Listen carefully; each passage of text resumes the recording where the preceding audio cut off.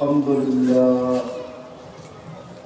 الحمد لله الذي خلق الخلائق بإرادته وضحى الأرض بمشيئته ورفع السماء بغير عمد بقدرته الحي القيوم علي العظيم جواد الكريم حنان منان فعال لما يريد والصلاة والسلام على حبيبنا وحبيب ربنا مصطفى مجتبى الذي بعثه إلى الجن والإنس وإلى الأبيض والأسود بشيرا ونذيرا داعيا إلى الله رحمة للعالمين شفيع المذنبين حريص بالمؤمنين رؤوف رحيم صلى الله عليه وعلى آله وأصحابه وأتباعه صلاة وسلاما كثيرا كثيرا أما بعد فأعوذ بالله من الشيطان الرجيم بسم الله الرحمن الرحيم يا أيها الذين آمنوا اتقوا الله ولتنظر نفس ما قدمت لغد واتقوا الله وقال رسول الله صلى الله عليه وسلم إنكم لتموتون كما تنامون تبعثون كما تستيقظون وتحاسبون بما تعملون أو كما قال عليه الصلاة والسلام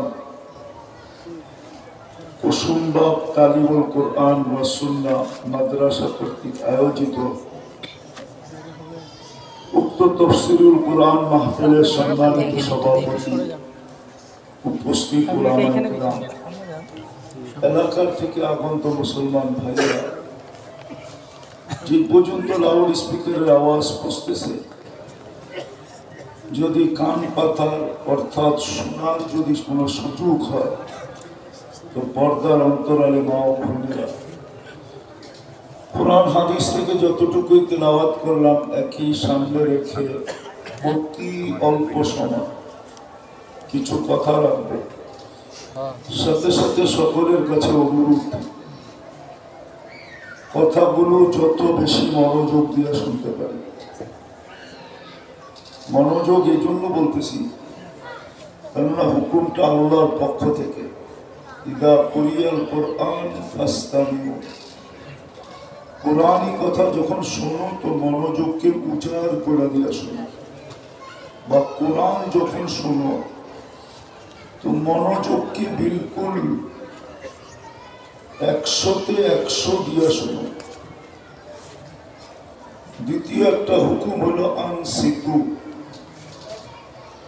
যত দূরের থেকেই শুনি না কেন চুপচাপ শোনো দুটোই কিন্তু আল্লাহর হুকুম তাইলে কিন্তু আমরা পুরস্কার নিয়ে উঠতে পারবো পুরস্কার দিবে কে আল্লাহ স্বয়ং আল্লাহ দিবে প্রথম পুরস্কার হলো ইরজিউ মাগফুরান লাক যাও তোমাদের গুনাহ মাফ সুবহানাল্লাহ দ্বিতীয় পুরস্কার দিবেন বুদ্দিলা সাইয়্যাতিকুম হাসানা পুনরায় বলেন একটু পিছনে গুনার জায়গাগুলো নেকি দ্বারা পরিপূর্ণ সুবহানাল্লাহ তৃতীয় আরো একটা বড় পুরস্কার দিবেন ইয়াযকুরুল্লাহ ফি মান ইনদা আল্লাহ ফেরেশতাদের সামনে আমাদের নাম নিয়ে আলোচনা করবে সুবহানাল্লাহ আর আল্লাহর একটা সিস্টেম পদ্ধতি নিয়ম যার ব্যাপারে আল্লাহ ফেরেশতাদের সামনে আলোচনা করবেন তাকে আর কোনোদিন শাস্তি দিবেন না সুবহানাল্লাহ এই জন্য শয়তান কিন্তু খুব চেষ্টা করবে যাতে মনোযোগ কম হয় পরিবেশটা নির্জুম না হয় খুব চেষ্টা করবে কিন্তু আশা রাখবো আমরা শয়তানকে জিততে দিব না, আমরাই জিতবো ইনশাআল্লাহ, পুরস্কার নিয়েই উঠবো ইনশাআল্লাহ। কথা লম্বা হবে না, কিন্তু বললে তো আবার হুজুরের রাগ হয়ে যাবে। পরিচয় দিতে দিতেই যদি 30 পারা 15 পারা শেষ হয়ে যায়, একজনের পরিচয় যদি 15 পারা লম্বা হয়, তোমার কথা বলার সময় কখন? এই জন্য কথা অল্প হবে, শুনবো তো ইনশাআল্লাহ। আমাদের চিন্তা করা উচিত, যেখানেই বাস করি না কেন, মানুষ যেখানেই বাস করুক, এটা মানুষের সমর্থ এবং অভিরুচির ব্যাপার। কখনো মানুষ শহর ছেড়ে গ্রামে যায়, আবার কখনো গ্রাম ছেড়ে শহরে আসে।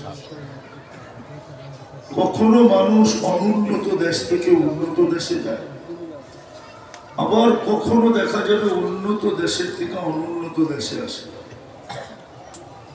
একটা উদাহরণ দিই, পয়সা থাকলে আমাদের দেশে বাস করা যত সহজ, হয়তো আমেরিকা শুনলে চক্ষু কপালে ওঠে, ঠিক না? কিন্তু এখানে বসবাস এত সহজ না। এখানে তো একটু পয়সা হলেই ঘরে 10টা কাজের লোক রাখা যায়, ওইখানে একটাও রাখা যায় না। আমাকে তো বুঝতে হবে না, ঠিক না? না, আমার গুলিস্তান যাওয়ার আমেরিকা যাওয়া অহংকার করে বলতেছি মানে কি, আমি একই মনে করি। গুলিস্তান গেলে রিক্সায় যেতে হয়, আমেরিকায় গেলে প্লেনে যেতে হয়। ডিফারেন্স শুধু এতটুকু। আমরা যেখানেই বাস করি না কেন, খাওয়া দাওয়া যেমনই হোক না কেন, পোশাক পরিচ্ছদ যেমনই হোক না কেন, বংশগুলি যেমনই হোক না কেন, আমি শিক্ষিত দীক্ষিত হই না কেন, উচ্চ পদস্থ হই না কেন, আমরা সবাই কিন্তু যাত্রী। জন্ম নিতে দেরি, আমাদের যাত্রা চলমান হইতে দেরি হয় না। আমরা সবাই কিন্তু কি কবরের যাত্রী, মৌতের যাত্রী, আখেরাতের যাত্রী। আর আমাদের যাত্রা এই টেকনোলজির যুগেও, অতীতে তো সম্ভব ছিলই না, আজও টেকনোলজির যুগে মানুষের যাত্রা থামানো সম্ভব না, আর কোনদিন সম্ভব হবেও না। এটাই ছিল সত্য। মানুষ মঙ্গল গ্রহে বাড়ি বানাইতে পারে, এটা আমি মানি, কিন্তু যাত্রার গতি থামাইতে পারবে না, এটা আমার বিশ্বাস। কিন্তু মঙ্গল গ্রহের বাড়ি নিয়ে আমার কোনো বিতর্ক নেই, হতে পারে মঙ্গল গ্রহের বাড়িও হইতে পারে, ঢাকার থেকে মঙ্গল গ্রহের ফ্লাইটও হইতে পারে, ঠিক না? এটা আমি মানি। কিন্তু যাত্রা থামায়া দিবে এটা আমি মানি না। যাত্রা কোনোদিন কারো থামানোর ক্ষমতা নেই, কি নাই? যাত্রা কোনোদিন কারো থামানোর ক্ষমতা নেই। বিধান আমরা কিন্তু যাত্রী। আল্লাহ যে সতর্ক করেন না এমন না, প্রতিদিন আমাদের কানে ধ্বনি আসে, যুবকদের কানে ধ্বনি আসে, কাম্মির সব সাবাকাকা ইলাল মউত। কত যুবককে তো ডেলি আমরা কবরের কোলে শোয়াই দিই। বিদায় শাবাব লা ইয়াক্তারুক, আরবি শব্দ, হাদিসের শব্দ, শাবাব লা ইয়াক্তারুক। যুবক তোমাকে যেন যৌবন বিমুখ না করে, উদাসীন না করে, মাতাল না করে, পাগল না করে। আমাদের যুবকরা উদাসীন। উদাসীন যদি না হইতো, অন্য শব্দ বললাম না, অন্য শব্দ বললাম না, যদি উদাসীন না হইতো, যদি উদাসীন না হইতো,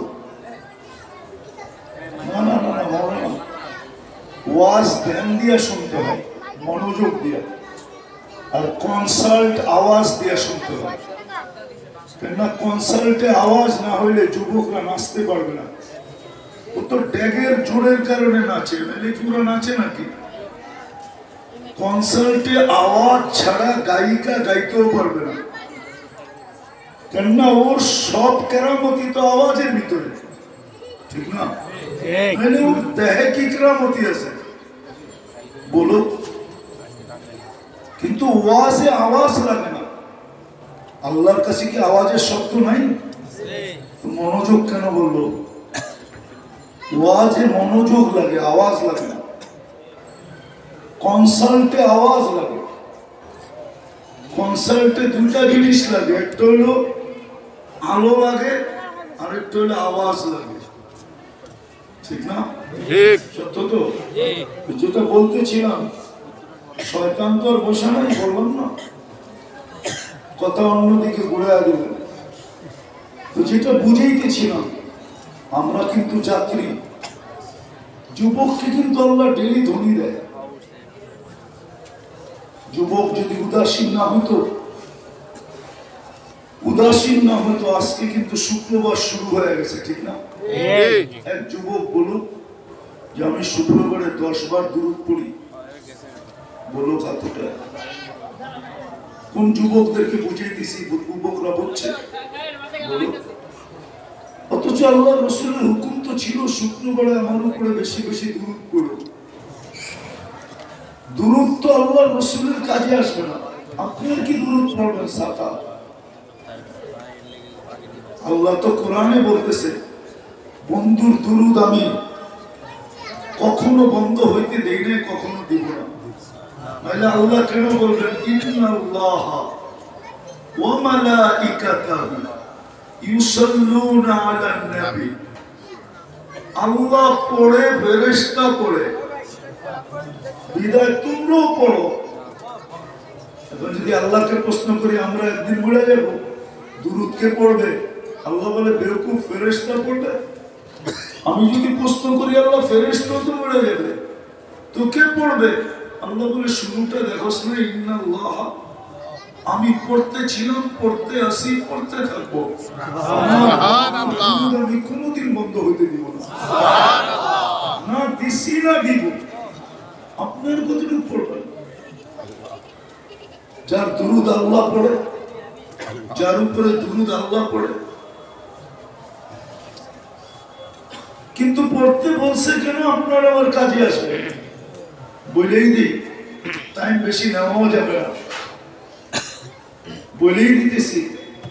এই উম্মত ডাইরেক্ট দুযোগে, পুলসিরাতের থেকে পড়া গেলেও ডাইরেক্ট দুযোগে পড়বে না।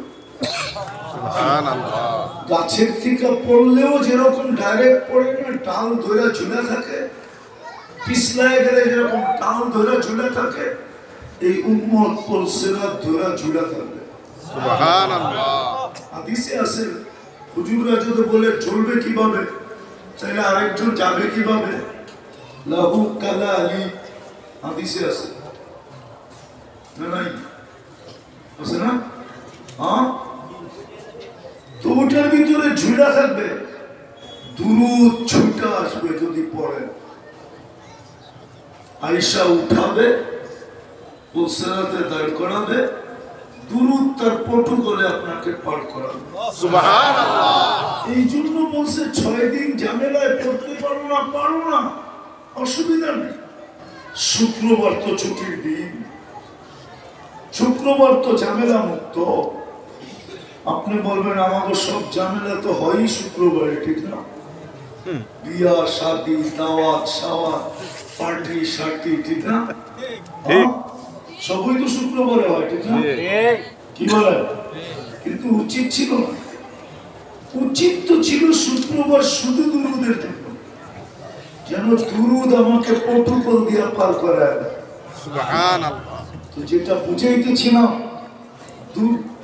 যুবক তো 10 বার দুরূদ পড়ে না, উদাসীন নাই। উদাসীন না হইলে তো পড়তো, উদাসীন দেখেই তো পড়ে না, সারা দিন তো উদাসীন থাকে। বিদায় আমরা কিন্তু যাত্রী, বললে চলবে না, যাত্রা কিন্তু চলমান। থামানোর কোনো সুযোগ নেই। কে কখন যাবে এটাও জানে না। এই জন্যই তো যুবককে বলতেছে, প্রতিদিন বহু যুবককে আমরা কবরের কোলে শোয়া দেই, তুমি জানবে না তোমার সিরিয়াল আমরা লাগাইলাম কিনা। হতে পারে তোমাকেও একদিন শোয়া দেব, স্বপ্ন স্বপ্নের জায়গায়, আশা আশার জায়গায় থেকে যাবে, তুমি থাকবে না। আপনি বলবেন যুবককেই বললো, আমাদেরকে কি বলবে না? আমাদেরকেও ডেলি ধনী দেয়, ইবনা আদম লা তাফরাহ বিদুনিয়া লিখা। মানুষ দুনিয়ার উন্নতি আর চাকচিক্য, দুনিয়ার আকর্ষণ, দুনিয়া একটা আকর্ষণের বস্তু, যে দেখে সেই আকর্ষিত হয়। যদি আকর্ষণের বস্তু না হতো তাহলে 50 টাকার চুল 100 টাকা দিয়ে, 500 টাকা দিয়ে যুবকরা কেন কাটে? জিজ্ঞেস করেন, চুল কাটা কত? 100 কাটে কত দিয়ে? জিজ্ঞেস করেন। চান্দ্রাইতে 1000 টাকা দিয়ে কাটে। এমনি ডিজাইনের আকর্ষণ, এটাও তো দুনিয়া, ঠিক না? হ্যাঁ, দুপুরবেলা রাগ হয়ে যাবে, গাড়ি আটকায় দেয়। আকর্ষণের পাত্র যদি না হইতো, দুনিয়া যদি আকর্ষণের জিনিস না হতো, তাহলে 14 তারিখে ফুল লয়ে ঘরে কিনলে গা, খালি ফুল দিয়ে করে নাকি? হোটেলে খাওয়ায়, পার্সেল দেয়, পারে না কলিজা ভুনা করে দিতে। নিজে থাকুক আর না থাকুক, তারপরে যেন লেখা দেয় R.U। নিজে দেখুক আর না দেখুক, দুনিয়া তো দেখবে, ঠিক না? কি সত্য তো? রাগ হয়ে গেল না, রাগি হয়ে গেছে। আমি তো প্রথম আসলাম মিরপুরে, আমি তো আসি না ঢাকা শহরে কখনো, গ্রামগঞ্জে তো। এখন ঢাকা শহরে হাব ভাব বুঝতেছি আজকে, ঠিক না? না, রাগ হয়ে যায় কিনা? উদাসীন দেখি এটা। নাইলে তো ও যদি নিজেকে যাত্রী মনে করতো, কেননা জান্নাতে তো বানানো আছে। এটা যদি 14 তারিখ জান্নাতে না থাকতো, তাহলে আমি মনকে বুঝাইতে পারতাম। জান্নাতে কি 14 তারিখ নাই? হ্যাঁ, ডেলি 100 বার হবে, 100 বার। বছরে দুনিয়া কয়বার হয়? একবার। জান্নাতে কয়বার? ডেলি 100 বার, এভরিডে। এখন যৌবন দিছে কয়টা? জান্নাতে দিলে 100 পুরুষের যৌবন। 100 বার না হলে এটা সামলাবে কি করে? যুক্তি তো এটাই বলে, ঠিক না? এই জন্য হাদিসও আছে, মিয়া তাফাররা, ডেলি 100 বার ব্যবহার করে। আর বানায় রেখা দিছে আল্লাহ। তো আমাদেরকে আল্লাহ সতর্ক করে, দুনিয়ার উন্নতি যেন তোমাদেরকে আকর্ষিত না করে। দুনিয়ার চাকচিক্য, মায়া, ফাইন্নাকা গায়রা মুখাল্লাদ, তুমি চিরঞ্জীব না। মাথায় রাখো, তুমি চিরঞ্জীব না। মাথায় রাখো, তুমি চিরঞ্জীব না। যে কোনো মুহূর্তে চলে যেতে পারো, যে কোনো মুহূর্তে। সত্য তো এটাই, আল্লাহ প্রমাণ করে দেখাইলেন। 1 মিনিটের নাই ভরসা, যে লেখছে সেই গেছে, আবার তার উপরই সত্যায়িত হয়েছে। আবার ওটু স্টেজে ফিরোজ শাহী লেখছে, সে গাইছে, আর গাজীপুরের স্টেজে তার উপরে সত্যায়িত হয়েছে। সে একদিকে টান দিছে 1 মিনিটের নাই ভরসা, মালাকুল মউত আরেকদিকে টান দিছে সুতা। জায়গাটা জায়গায় পড়ছে আর মরে গেছে। এই জন্য আমরা সবাই কিন্তু যাত্রী। আরেকটা কথা বলি, আমাদের ব্রেনে মাঝে মাঝে কাজ করে, ব্রেন আমাদেরকে আউলায় দেয়। বিবেক, বুদ্ধি, বিদ্যা, বিদ্যাও মানুষকে আউলায় দেয়, বিদ্যাই বেশি আউলায় দেয়। আউলানো বোঝেন? এলোমেলো করে দেয়। বিদ্যাই মানুষকে সবচেয়ে বেশি এলোমেলো করে। তাহলে শিক্ষিত লোকগুলা সবচেয়ে বেশি আল্লাহওয়ালা হওয়ার কথা ছিল, কেননা ওকে শিক্ষা নেওয়ার মতো মেধাকে দিছে আল্লাহ। প্রবাদ বাক্য যদি সত্য হয় যে গাছে ফল আসলে ঝুঁকা যায়, ঠিক না? হ্যাঁ, তো শিক্ষিত লোকগুলো তো আল্লাহর সামনে ঝুঁকা নেওয়া দরকার ছিল, ঠিক না? ওরে মেধাকে দিছে আল্লাহ। নাইলে ও বিসিএস দিল কি করে, নাইলে ক্যাডার হইলো কি করে, নাইলে এত বড় পদস্থ হইলো কি করে? এখন ওকে যে দেখেছে লোক দেয়, ও কি একদিনও পাবে যে এই মেধা আমাকে কে দিল? ও ডক্টরেট করলো কি করে? মেধা যদি না থাকতো। ও পিএইচডি করলো কি করে? যদি মেধা না থাকতো। এক একটা বিষয়ের উপরে স্পেশালিস্ট হইলো কি করে? আমার তো কখনো চোখ বিউকে মিলে না, জানি না এই এলাকার মানুষের মিলবে কিনা, যে ডাক্তার তো সবচেয়ে বড় আল্লাহওয়ালা হওয়ার কথা ছিল, কেননা ও তো শরীরের ভিতরে আল্লাহর কুদরতকে দেখে। কি মনে হয় বুঝাইতে পারি? প্রমাণ দিব। একটা চোখের ডাক্তার, চোখটা কত বড়, 2-3 কেজি ওজন হবে না? কতটুকু? সামান্য। কতটুকু? ওনারটাই মেনে নিলাম 10 গ্রাম, মেনে নিলাম 10 গ্রাম চোখ নিয়ে আজকে 200-300 বছর লক্ষ লক্ষ চোখের ডাক্তার গবেষণা করতেছে। আমি যদি ওদেরকে মিডিয়ার মাধ্যমে জিজ্ঞাসা করি, বলো তোমাদের গবেষণা কবে শেষ হবে, তোমরা মিডিয়াকে জবাব দিবে গবেষণা করতেছি এটা বলতে পারি, কিন্তু এটার কিনারা কোথায় আমরা জানি না। এতটুক জায়গার ভিতরে যে আল্লাহ এই কুদরত ফিট করলো, এক চোখে 13 কোটি ক্যামেরা ফিট করলো। তুমি দেখো তো 26 কোটি ক্যামেরা দিয়ে দেখো, এই চোখে 13 26 কোটি ক্যামেরা দিয়ে তুমি দেখো। আমি দেখি তো 26 কোটি ক্যামেরা দিয়ে দেখি। 1.6 সেন্টিমিটার জায়গা দিয়া পিছনে 13 কোটির কেবল নিয়ে গেছেন, তারগুলাকে দুটাকে একসাথে লাগতে দেয় না, লাগলে ফায়ার হবে, ফায়ার সব উল্টা হয়ে যাবে।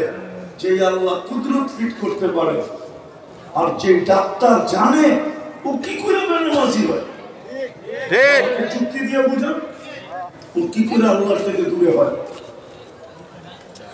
বলেন আপনাদের বিদ্যার যুক্তিতে কি হয় না? না, যুক্তি মতো না, এটা অযৌক্তিক বললাম। হ্যাঁ, কিন্তু বেশিরভাগ 99% ডাক্তারই তো বেনামাজি। আল্লাহর থেকে দূরে হয় কি করে বলুক না। আমি আসল কথায় চলে আসি, লম্বা করার সুযোগ আমার হাতে নেই, কেননা জ্যামজট সমস্ত সময় খেয়া ফেলছে। বিদায় আমরা কিন্তু যাত্রী, চলে যেতে হবে, মাথার থেকে এটা সরায় দিলে চলবে না, কেননা যার কাছ থেকে আসছে তার কাছে যেতে হবে। ঠিক এই জন্যই তো মান আরাদা আন্নি নাদাইতুহু মিন তারিক, আল্লাহ বলে যে সবকিছু পাওয়ার পরে আমাকে ভুলে যায়। নারীর বাহাদুরির উৎস কি? নারীত্ব। পুরুষের বাহাদুরির উৎস কি? পুরুষত্ব। নাইলে ওর পাছে কে ঘুমায়? পুরুষত্ব না থাকলে কে ঘুমায়? প্রথম রাত্রি তো বেজা যায়, ঠিক না? হ্যাঁ, যুবকের বাহাদুরির উৎস কি? যৌবন। যৌবন না থাকলে ওর দিকে কে তাকায়? থুতুও তো কেউ দেওয়ার ছিল না।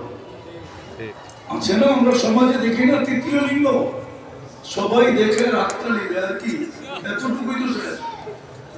তো প্রত্যেক ব্যক্তির একটা উৎস আছে। বাড়িওয়ালার বাহাদুরের উৎস কি? বাড়ি। বাড়ি যদি না থাকতো তো ওকেও বড় বড় চোখ দেখতে হতো, যদি ঢাকা শহরে থাকতো। মনে হয় বোঝেন না, বারাটিয়ারা বাড়িওয়ালারও বড় বড় চোখ দেখে না? 1 তারিখের ভাড়া 10 তারিখে গেলেই তো বড় চোখ দেখে, ঠিক না? ঠিক। রাগ হয়ে গেলেন বাড়িওয়ালারা, হ্যাঁ, বারাটিয়ারা খুশি হইলো, বাড়িওয়ালারা রাগ হইলো। তো আপনার বাহাদুরের উৎসটা কি? বাড়ি। বাড়ি কে দিল? বাড়ি আল্লাহ। এই জন্যই তো আল্লাহ বলে পাওয়ার পরে যখন বিমুখ হয়, মান আরাদা আন্নি নাদাইতুহু মিন তারিক, আল্লাহ বলে আমা আতাইতুকা আইনান তানজুরু বিহা, আমি কি দুটো চক্ষু দিনে যেটা দিয়ে তুই দেখিস, আমা আতাইতুকা উযুনান তাসমাউ বিহা, দুটা কান দিনে যেটা দিয়ে তুই শুনিস। আমা আতাইতুকা লিসানান তানতিকু বি, আমি কি বাকশক্তি দিনে যেটা দিয়ে তুই বলিস। আমা আতাইতুকা আকলান তুমাইয়িজু বি, আমি কি মেধা দেই নাই, আকল দেই নাই যেটা দিয়ে তুই ভালো মন্দ বুঝিস। আমা আতাইতুকা কলবান তাতাফাক্কারু বি, আমি কি ছোট একটা দিন দিই নাই যেটা দিয়ে তুই চিন্তার বোঝা উঠাস। আমা আতাইতুকা ইয়াদান তাবতিসু বিহা, আমি কি দুটা হাত দেই নাই যেটা দিয়ে তুই ধরিস এবং কর্ম করিস। আমা আতাইতুকা রিজলান তামশি বিহা, আমি কি দুটা পাও দেই নাই যেটা দিয়ে তুই চলিস। আমা কুনতা সগীরা, একটু কি মনে পড়ে না যে তুই কতটুকু ছোট ছিলি। সমান কাপ্তারা, আজকের পর্যন্ত তোকে সাজাইলো কে। আমা কুনতা দাঈফা, তুই কি দুর্বল ছিলি না। সমান কওয়াকা, তোকে সুঠামত্বকে দিল। আমা কুনতা জাহিলা, তুই কি অজ্ঞ ছিলি না। সমান আল্লামা, তোকে শিক্ষিত কে করলো। আমা কুনতা মিসকিনা, তুই কি মার পেটের থেকে অসহায় নিশ্চয় আসিস না। সমান আবনাকা, তোকে স্বয়ং সম্পূর্ণ কে করলো। এখন বল, হাল ওয়াজাদতা আজওয়াদা মিন্নি, আমার চেয়ে তোকে বেশি কেউ দিছে বল। বল তুই আমার চেয়ে বেশি দিছে। ইলা আইন, কোথায় চললি, কোথায় চললি, আমাকে ভুলা কোথায় চললি। আল্লাহ জিজ্ঞেস করে, চলে যেতে হবে। কিন্তু সব জায়গায় আসলাম, নিজেকে নিজে প্রশ্ন করেন কতটুকু প্রস্তুতি নিলাম। কালকে এই চেহারাটা কি করে দেখাবে। প্রশ্ন উত্তর, প্রশ্ন করলে উত্তর কি দিব, বলেন কি উত্তর দিবেন। এই মজমায় তো কেউ নাই। ডেলি 200 বার আল্লাহ বলে। 200 কয়জন আছে 200 বার আল্লাহ বলে? নাই তো একজন। কিন্তু ডেলি কতটুকু ভোগ করি, আল্লাহর নিয়ামত কতটুকু ভোগ করি, আল্লাহর সুরক্ষা কতটুকু করে। দুনিয়ায় যদি সইতে না পারে তো জমিন সয় তো সয় কি করে। এই এলাকার আধিপত্য যাদের কাছে, অন্য এলাকার থেকে যদি কেউ এসে আধিপত্য গাড়তে চায়, আধিপত্য বিস্তার করতে চায়, আমরা তো দেখি লাশের পর লাশ পড়তে থাকে যে আমার এলাকায় তুই করতে আসবি আধিপত্য জুড়তে, ঠিক না? হ্যাঁ, জমিন সয় তো সয় কি করে। জমিনের তো ব্যক্তিগত একটা আধিপত্য আছে না, না নাই? হ্যাঁ, আমরা কোথায় বসবাস করি, জমিন সয় তো সয় কি করে। জমিনের তো সবার কথা না। এই জন্য তো আল্লাহ বলেন, আলা কুল্লা ইয়াউমিন ওয়াল আরদু তাস্তাযিনু আল্লাহ, এমন দিন যায় না জমিন অনুমতি না চায় যে আল্লাহ আর কত সইব। 150 ফিট পাইলিং করে এটা তো সয়ে নিলাম, আমার পেটে বসবাস করে এটা তো সয়ে নিলাম, পেশাব পায়খানা করে এটাও তো সয়ে নিলাম, রাস্তাঘাট বানায় সবকিছুই তো সয়ে নিলাম।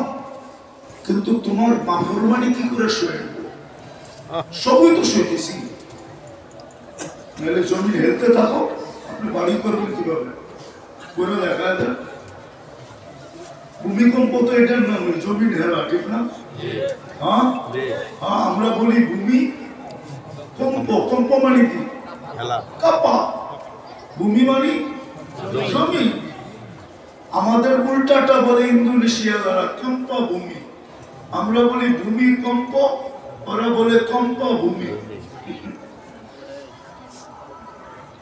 কম্পা ভূমি, আমরা বলি ভূমি কম্প। আল্লাহ বলে এটা সই কি করে, তোমার নাফরমানি।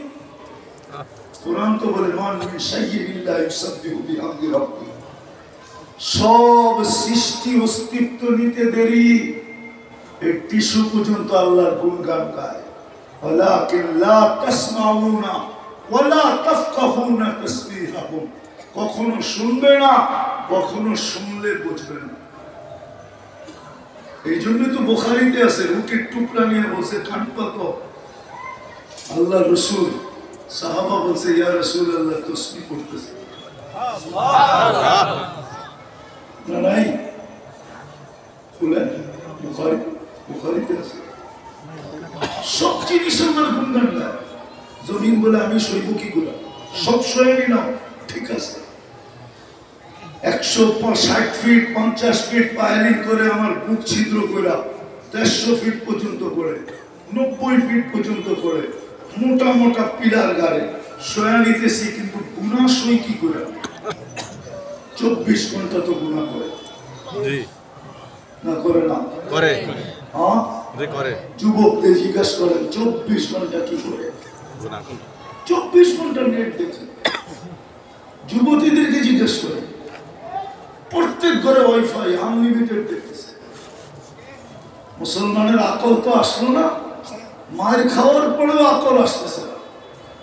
মুসলমানের আকল যদি আসতো তাহলে মুসলমানকে অস্ত্র দিয়ে লড়তে হতো না। সারা দুনিয়া নেটে সার্চ দিয়ে দেখেন সবচেয়ে বেশি ইন্টারনেট কারা ব্যবহার করে। আমার যদি মুসলমান বলে যে 1 মাস সারা মুসলমান জগতে ইন্টারনেট অফ, ব্যবহার করবো না, দেখেন চিৎকার কিরকম বাহির হয়। মনে হয় বুঝাইতে পারি না। দেখেন না চিৎকার কিরকম বাহির হয়, চিৎকার কিরকম বাহির হয়। আর যদি মুসলমান বলে আমাদের ঘরের ব্যবহৃত পুরান কাপড় যা আলমারিতে রাখা আছে ওটা 5 বছর ব্যবহার করব, 5 বছর আমরা দুনিয়ার কোনো কাপড়ে হাত দিব না, দেখেন কালকের থেকে আপনার পায়ে সারা দুনিয়া কিভাবে পড়ে। কিন্তু বলবে তো না, শুধু মার খাবে, শুধু 2 হাতে কিল খাবে। খাইতেছি না ফিলিস্তিনে 2 হাতে কিল। বাংলা একটা প্রবাদ বাক্য আছে না, বেউকুফ পায় যারে 2 হাতে কিলায় তারে। আমরা বেউকুফ, এই জন্য আমাদেরকে 2 হাতে কিলাইতেছে না। বিশ্বাস হয় না? কিলাইতেছে না? না, আমারটা তো ভালো মতো শুনতেই আছেন না, বুঝবুঝ করতে না। 2 হাতে কিল খাইতেছে মুসলমান, আনলিমিটেড শুনতেছে। আর সব পয়সা ইসরায়েলে যেতেছে। ইন্টারনেটের হেড অফিস কোথায়? ইন্টারনেটের মালিক কে? ইসরায়েল, ইহুদি। আমাকে চিনাইতে হবে না, আমি চিনি। আমি চিনি এই জন্য বলতেছিলাম, যাক আমি যেটা বুঝাইতেছি। বলেন কালকে এই চেহারাটা কি করে দেখাবেন? কতটুকু প্রস্তুতি? কি করে দেখাবেন? কি যুক্তি দিবেন? কি তর্ক দিবেন? কি তর্ক করবেন? কি যুক্তি দিবেন? দুনিয়ার কোন পরিচয় পরিচিতি তো চলবে না। যদি চলতো আমি বিলকুল শেষ জায়গায় চলে আসতাম। যদি চলতো রব্বে কাবার কসম, আবু তালেবের কবর আমাকে 100বার কাঁদাই দিত। বলে আপনি কি চিনেন? আমি চিনি। আবু তালেবের কবর কার পাশে? আমি চিনি। খাদিজাতুল কুবরা রাদিয়াল্লাহু তাআলা আনহা কবরের পাশে। কোন দিক দিয়ে গেলে দেখা যায় এটা আমি জানি, আজ থেকে জানি না, অনেক আগ থেকে জানি। তাহলে ওনার কবর আমাকে কাঁদাইত না। যে ট্রাম কার্ড ওনার কাছে ছিল এটা চলার কথা ছিল, কিন্তু চলে না। যে কার্ড ওনার কাছে ছিল, এত বড় কার্ড দুনিয়ার কারো কাছে নেই। আপনি চিনেন না আবু তালেবকে? মুহাম্মদুর রাসূলুল্লাহ চাচা। শুধু চাচা না, 44 বছর 10 মাস বাতিজাকে বুকের ভিতরে রেখা পাচ্ছেন।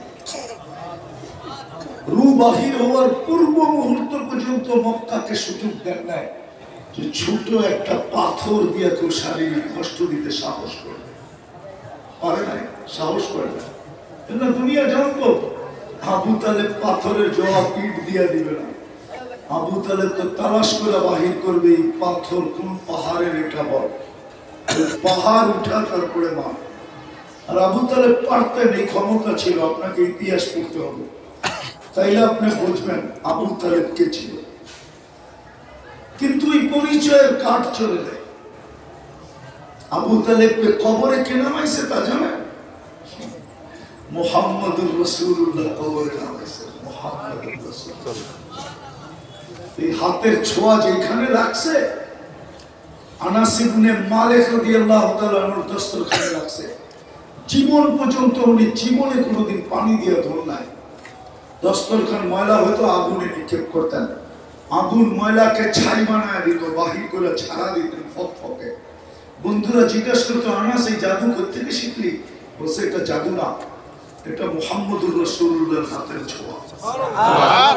বিশ্বাস হয় না? মুজে যায় রসুল পড়া দেখে তারপরে বিশ্বাস হবে। যার পিঠের ছোঁয়া পাইলে খেজুর গাছের ভাগ্য খোলে। জুমা পড়াইতেন, পিঠ লাগায় খুতবা পড়তেন খেজুর গাছে, মরা খেজুর গাছে। মেম্বারে পা দিতে দেরি, খেজুর গাছ বাচ্চার মতো কাঁদতে দেরি করে। শুধু আল্লাহর রাসূল শুনে নাই, পুরো মসজিদে নববী শুনছে। আল্লাহর রাসূল নাইমা আয়েশা সান্ত্বনা দিছে, তোকে জান্নাতে নিয়ে যাব, কাঁদিস না। আমার বয়স হয়েছে তো, আর কত দাঁড়ায় দাঁড়ায় খুতবা দিব, আমি চাইতেছি একটু বৈশা খুতবা দিই, তুই কাঁদিস না, তোকে জান্নাতে নিয়ে যাব। সুবহানাল্লাহ। যার পিঠের ছোঁয়া পাইলে এরকম ভাগ্য খোলে। হ্যাঁ হ্যাঁ, আজকে তো উম্মত আদর্শের ভাগ্য নিতে চায় না, আদর্শ দিয়ে ভাগ্য খুলতে চায় না, সবাই শুধু চুমা দিয়ে ভাগ্য করতে চায়। চুমা রাগ হয়ে যাবেন, আমি বিরোধিতা করতেছি না, শুধু নবীর নাম শুনলে একটা আঙ্গুলে চুমা দিয়ে চোখে লাগায়, এতটুক দিয়া ভাগ্য খোলাইতে চায়। এটা দিয়ে ভাগ্য খুলবে না, আশিক বইলা ভাগ্য খুলবে না, আদর্শ দিয়ে ভাগ্য খুলবে। ঠিক কি দিয়া? আদর্শ দিয়া, আদর্শ দিয়া, আদর্শ দিয়ে ভাগ্য খুলবে। হাজারো জিনিস ভাগ্য খোলা আছে, গাদা পর্যন্ত খোলাইছিল, কিন্তু আমরা তো সৃষ্টির সেরা। আল্লাহ রসুলের একটা গাদা ছিল, নাম ছিল ইয়াফুর। অনেক সময় দেখেন বিলালেরও নাম রাখে মানুষ, বাড়িতে বিড়াল পালে তোর নাম রাখে না, তো ওই গাদার নাম ছিল কি? ইয়াফুর। খাইবারে আল্লাহ রসুল পাইছিলেন, অন্ত নয়, গাদা দৌড়াইতে দৌড়াইতে আইসা আল্লাহ রসুলের সাথে বলছে, ইয়া রাসূলুল্লাহ, আমার পূর্বপুরুষের পিঠে নবী ব্যতীত কেউ ওঠে নাই, আমি চাই আপনার খেদমতে থাকতে। গাদার পূর্বপুরুষের পিঠে নবী ছাড়া কেউ ওঠে নাই, আমি চাই আপনার আরবিতে বলতেছে। সাহাবার তাকলাইগা গেছে, এখন পর্যন্ত মালে গনিমত তাকসিম হয় নাই। সাহাবাদেরকে জিজ্ঞেস করছে, কি বলো তোমরা? বলে, ইয়া রাসূলুল্লাহ, আমরা দাবি ছেড়া দিলাম, এটা নেন। তো আল্লাহ রাসূল কখনো চড়তেন, কিন্তু সবচেয়ে বড় কাজ নিতেন দূত হিসাবে। গাদা সমস্ত সাহাবাদেরকে চিনতেন আর বাড়ি চিনতেন। একদিন আল্লাহ রাসূল বলছে, ওমরকে ডেকে নিয়ে আসো। তো দৌড়াইতে দৌড়াইতে যা দরজার ভিতরে মারছেন ঠক মাথা দিয়ে। উনি দৌড়ে এসে দরজা খুলছেন, দেখেন ইয়াফুর দাঁড়ায় আছে, মাথা দিয়ে ইশারা দিছে, ডাকে। দৌড়াইতেছে আর ও দৌড়াইতেছে, সবাই সয়া নিছে। আল্লাহ রাসূল যেদিন দুনিয়া থেকে চলে যায়, ইয়াফুর সইতে পারে না, সে মদিনার গলিতে ছুটতে ছিল আর আকাশের দিকে দেখা চিৎকার দিতে ছিল। আর জানা ছিল না যে সামনে কুয়া ছিল, ওই কুয়ায় পড়ছে আর চিরদিনের জন্য ইয়াফুর এখানে দাফন হয়ে গেছে। আজকে উম্মত আদর্শ ছিল, আদর্শ। তাইলে কি আর যুবক এই স্টাইলে চুল কাটতো? তাইলে কি আর মা বোনরা এই ডিজাইনে চলতো? আমি তো বাংলাদেশের শহরে আজকে বলতেছি, আমাকে কোনো বাংলাদেশের মেয়ে দেখাইতে পারবে না চিঠি লেখা যে আমার বাসর ঘরের সাজ ফাতেমার মতো ছিল। বউ বলতে পারবে না, আমিও বলতে পারবো না, কিন্তু উচিত ছিল বাসর ঘরের সাজ ফাতেমার মতো। ফাতেমায় কি বাসর ঘরে সাজে নাই? সাজ ছাড়া আলীর কাছে চলে গেছে। চলেন, এই সাজের কথা কেন বলেন? কিয়ামতের দিন যখন ফাতেমার হাতে আল্লাহ ঝান্ডা দিবে আর বলবে, ফাতেমা তোর মেয়েদেরকে নিয়ে চল জান্নাতে। তো আমার এই মেয়ে, আমার এই মা, আমার এই বোন ছুটে যায় ফাতেমার পাশে দাঁড়াইতে পারতো। ফাতেমা রাদিয়াল্লাহু তাআলা আনহা যদি বলতেন, তুই কোত্থেকে আসলি, কে? বলতো, আমি তো বাংলাদেশি, আমার কাছে কিছু নাই বটে, কিন্তু আমি বাসর রাতের শ্বাসটা আপনার মতো ছিল।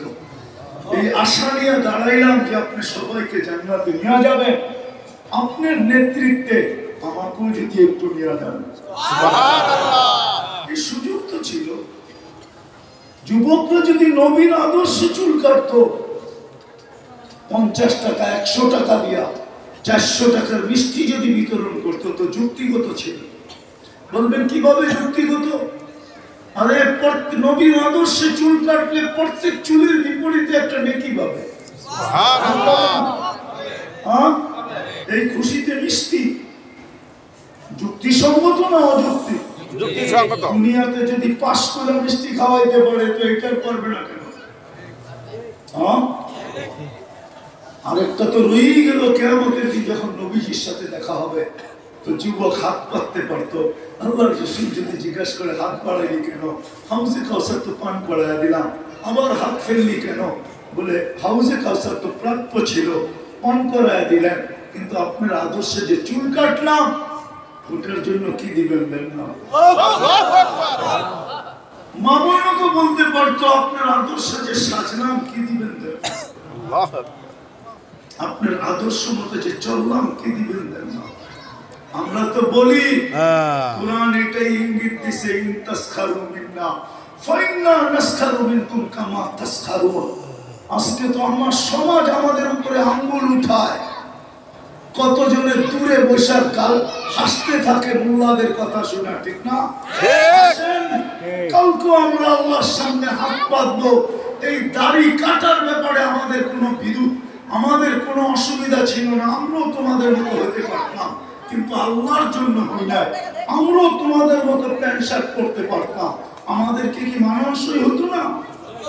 গায়ে কি বস্তু নাই? সারাদিন তো প্যান্ট টানতে হইতো না। আমরা তো দেখি কতজনকে সারাদিন প্যান্ট টানতে হয়, আমাদেরকে প্যান্ট টানতে হবে না।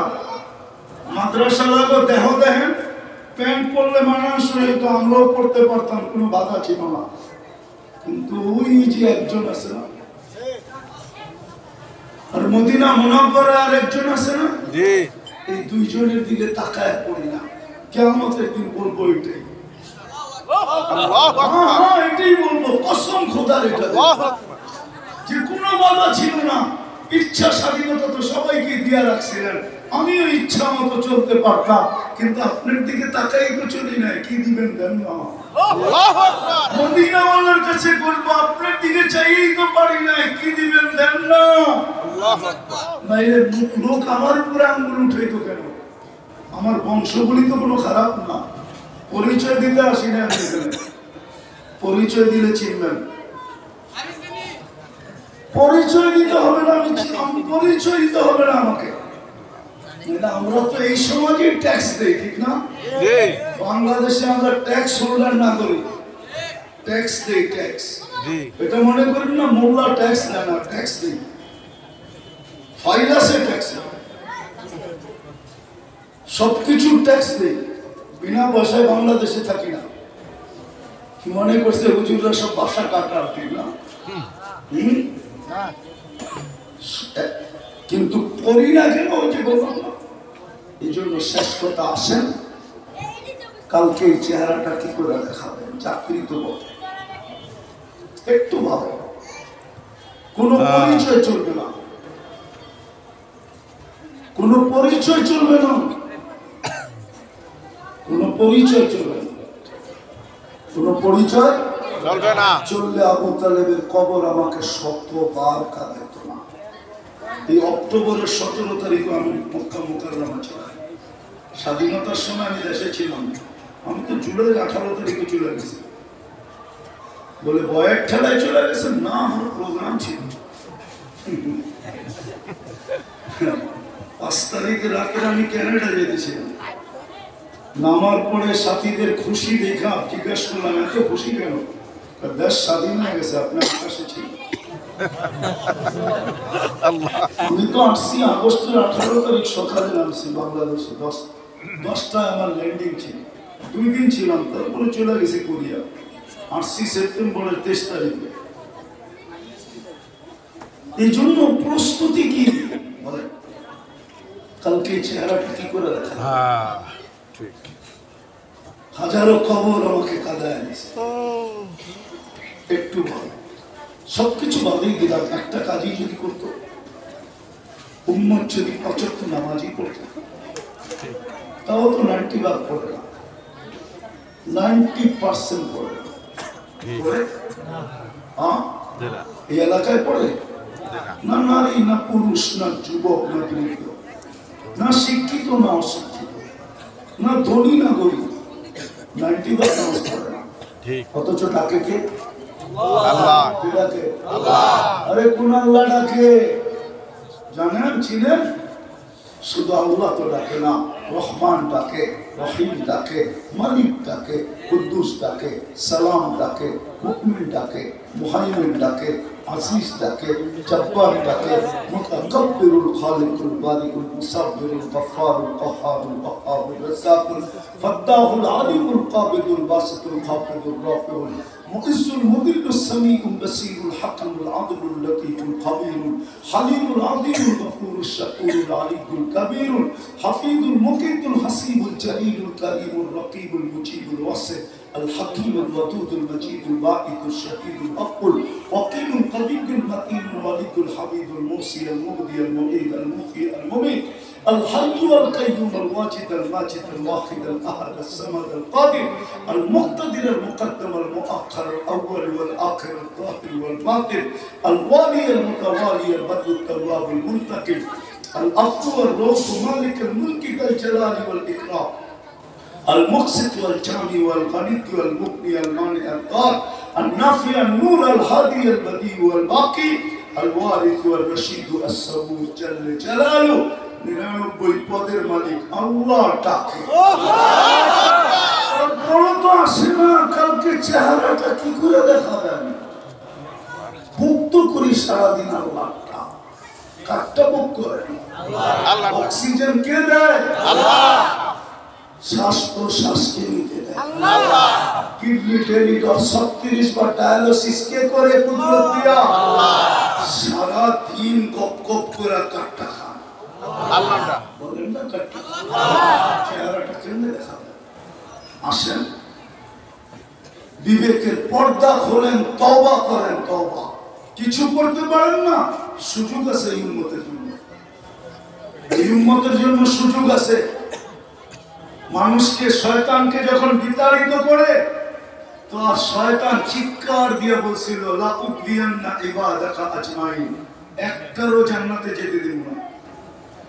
আমার 1,85,000 বছরের ইবাদত জলাঞ্জলি, 7টা PhD ডিগ্রি মাটিতে গুলিশা, আমি দিব ওপরে জান্নাতে যেতে? যখন চিৎকার দিয়ে বলতেছিল, ফেরেশতারা কাঁদতেছিল, আল্লাহ কয় কি, পাগলায় কয় কি, একটা বলে জান্নাতে যেতে দিবে না? আল্লাহ মুস্কি মুস্কি হাসতেছিল। আল্লাহ বলে ও চাইতে দিবেন, আমি ইস্তিগফার নাযিল করলাম। মা সালা ইস্তাগফির আগফির, যখন তওবা করবে তখনই maaf করে দেব। আর এই উম্মত হুজুররা যদি অনুমতি দেয় তো শব্দটা বলতে পারি, কিন্তু আল্লাহর সামনে বলা ঠিক না। বলবো? আদম আলাইহিস সালাম বলতেছিল একটা ভুল করছি, জান্নাতে বাইর করতে দেরি করে না। উম্মতে মুহাম্মাদি সারা দিন গুনাহ করবে, রাতের 3 ভাগের 1 ভাগ যাইতে দেরি, ডাইকা ডাইকা গুনাহ maaf করে জান্নাত হাতে উঠায় দিতে দেরি করবে না। সুবহানাল্লাহ। কেমন পীড়িত উম্মতে মুহাম্মাদি লোক, সুবহানাল্লাহ। কেমন পীড়িত, কেমন ভালোবাসা, কেমন মোহাব্বত, কেমন কি, হায় হায়, কেমন ভালোবাসা উম্মতে মুহাম্মাদের সাথে, কেমন ইশক, কেমন প্রীতি, কেমন স্নেহ, কেমন মায়া, কেমন মমতা। আমি একটা গুনাহ করলাম, জান্নাতে বের করে দিয়েছি। একটা ভুল করলাম, গুনাহ না ভুল। আর এরা গুনাহ করবে রাত্রে টাইকা, গুনাহ maaf করে জান্নাত হাতে উঠিয়ে দিয়ে দেবে। সুবহানাল্লাহ। বিশ্বাস হয় না? এখন আল্লাহ ডাকতেছে, বুখারীতে আছে, হাল মিন মুস্তাগফির ফাগফির লাহ। রাতের 3 ভাগের 1 ভাগ যখন অতিবাহিত হয়ে যায়, হয়ে গেছে অনেক আগে, আল্লাহ বলে কে আসিস, মাফ চাবি, আমি মাফ করে দেব। সুবহানাল্লাহ। হায় হায় হায়। এই জন্য আসেন আজকে ইস্তেগফারকে নিজের সঙ্গী বানাই। বানাবেন ইনশাআল্লাহ? ইনশাআল্লাহ। কে বানাবেন? আল্লাহু আকবার। চলেন যাত্রাটা এখান থেকে শুরু করি। করবেন ইনশাআল্লাহ? উঠে বলেন আল্লাহু আকবার। আল্লাহ অতীত থেকে তওবা করবেন। আল্লাহ বলেন বলেন আল্লাহ অতীত থেকে তওবা করলাম। মাফ করে দেন। আল্লাহ মাফ করে দাও। নামান আজকে থেকে অভ্যাস করেন। ঘুমানোর আগে শুধু এতটুকু বলেন আল্লাহ আমি তওবা করে ঘুমাইতে চললাম। ঘুমেরতে উঠা বলেন আল্লাহ আমি তওবা করলাম। এতটুকু পারবেন না ইনশাআল্লাহ? তোমরা পারবে না ইনশাআল্লাহ? হাত দিয়ে বলি সারাদিন যা করো আমার কোনো আপত্তি নেই। না আল্লাহ তোমার উপরে চৌকিদার সেট করে রাখছে, আমার চৌকিদারি করার কোনো প্রয়োজন নেই। কিরামান কাতিবিন ইয়ালামুনা মা তাফআলুন মা মিন কাওলিন ইল্লা লাদাইহি রাকিবুন আতীদ ইয়ালামু খাইনাতুল আয়ুনি ওয়া মা তুখফিস সুদূর। তিন ধরনের চৌকিদারি তোমার উপরে চলতেছে, আমার চৌকিদারি করার কোনো দরকার নাই। তুমি সারাদিন কি করো? তুমি তোমার পায়ে হাত দিয়ে বলি ঘুমানোর সময় তওবা করে ঘুমেরতে উঠে তওবা করো। আর শেষ 5 ওয়াক্ত নামাজ। আল্লাহু আকবার। ইনশাআল্লাহ। পাক্কা ওয়াদা ইনশাআল্লাহ।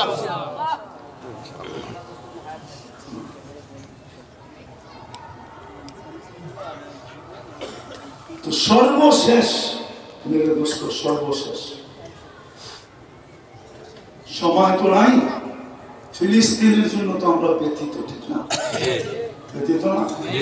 হ্যাঁ, কিন্তু ব্যথিত যে এটার প্রমাণ কি এই মজমা তো একজনও বলতে পারবে কিনা জানি না।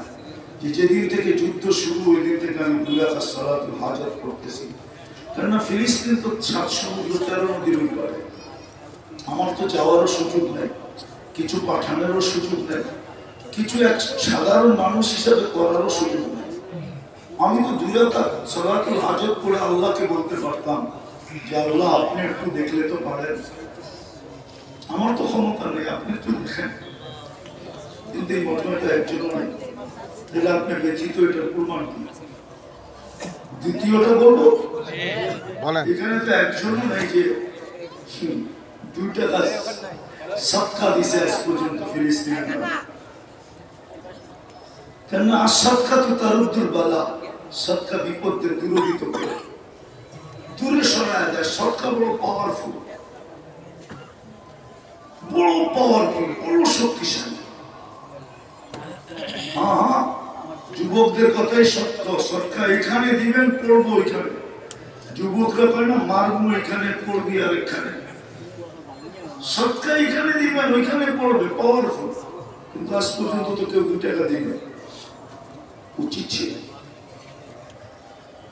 যদি আমার বুকে ব্যথা থাকে। ওরা গত রোজায় সেহরিও করছে লাশ দিয়ে, ইফতারও করছে লাশ দিয়ে। 1 বছর 2 মাস হতে চলল, এই রোজাও সামনে আসতেছে। হতে পারে আল্লাহ জানে, দোয়া তো করি স্বাধীন। তা না হলে এই রোজাও হয়তো লাশ দিয়া করবে, সেহরি লাশ দিয়া করবে।